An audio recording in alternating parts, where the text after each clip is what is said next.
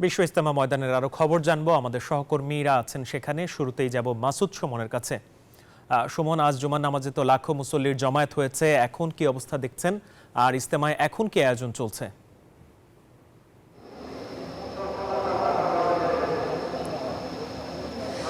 ধন্যবাদ আপনাকে। আপনারা যেমনটি দেখছিলেন, আজ কিন্তু ইজতেমার প্রথম দিনে সকালবেলা এই শীত ধীরে ধীরে কাটতে শুরু করলে কিন্তু ধীরে ধীরে যখন আলো বাড়তে থাকে, আমি দেখাচ্ছি তার পরবর্তী সময় থেকেই কিন্তু মুসল্লিদের, লাখো মুসল্লিদের পদচারণায় মুখরিত হয়ে ওঠে এই ইজতেমা ময়দান।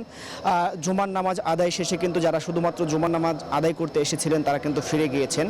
এখন যারা ইজতেমায় এসেছেন তারা ঠিক কিছুক্ষণ আগে আসরের নামাজ আদায় করেছেন, এখন কিন্তু আবার বয়ান শুরু হয়েছে। ঠিক এই বয়ান চলবে মাগরিবের আগ পর্যন্ত, এবং মাগরিবের আজানের পরবর্তীতে কিন্তু একটি বিরতি দেয়া হবে, নামাজের বিরতি। তার পরবর্তী থেকে কিন্তু আবার ঠিক এশা পর্যন্ত এই বয়ানটি চলবে।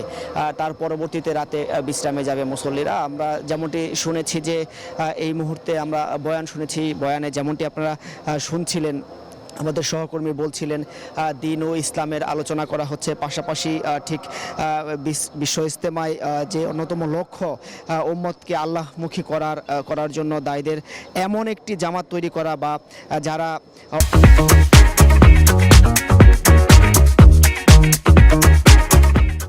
ওলামায়ে কেরামের তত্ত্বাবধানে দেবানিশি উম্মতের হেদায়েতের জন্য ফিকির বা কঠোর মোজাহাদা করবেন, বা রাতের নির্জনতায় উম্মতের জন্য মহান রাব্বুল আলামিনের কাছে বা নিজেদের জন্য বা দেশের জন্য, দেশের মানুষের জন্য, সারা বিশ্বের মানুষের জন্য আল্লাহর দরবারে রোজা জারি এবং রোনা জারি, পাশাপাশি কান্নাকাটি করবেন বা শান্তি প্রতিষ্ঠায় দোয়া করবেন।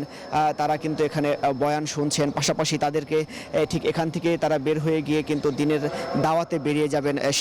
সেই জায়গা থেকে ঠিক কি দায়িত্ব পালন করবেন বা কিভাবে সেই দাওয়াতটি দিবেন, এর ফজিলত কি, সেটি নিয়ে কিন্তু আলোচনা হচ্ছে। আপনাদের আরেকটি বিষয় জানিয়ে রাখি যে বিশ্ব ইজতেমায় কিন্তু বিদেশ থেকে লাখো মুসল্লির, দেশের লাখো মুসল্লির পাশাপাশি প্রায় ৮০টি দেশের মুসল্লিরা কিন্তু এখানে এসেছেন। তাদের ঠিক ব্যাপকভাবে উৎসাহ এবং তারগিব দেওয়ার হয় যাতে তারা দাওয়াতের মহান মিশনকে সারা বিশ্বে ছড়িয়ে দিতে পারেন, সেটি কিন্তু এখন চলছে। বয়ান দেয়া হচ্ছে সারা বিশ্বে এই ইসলামের দাওয়াত দেওয়ার জন্য, পাশাপাশি সারা বিশ্বে ইসলামের যেই মূল লক্ষ্য সেটি পৌঁছে দেওয়ার কিন্তু এখানে বয়ানের সেটি বলা হচ্ছে। আপনাকে আরও বিষয় জানিয়ে রাখি যে আমরা কিন্তু যেমনটি শুনেছি, দিন প্রতিষ্ঠায় প্রিয় নবীজির মেহনত বা মুজাহাদা, ত্যাগ তিতিক্ষার আলোচনা করা হচ্ছে, হাদিসের আলোকে আলোচনা করা হচ্ছে। পাশাপাশি মুসল্লিরা কিন্তু তাদের নিজেদের ইহকাল এবং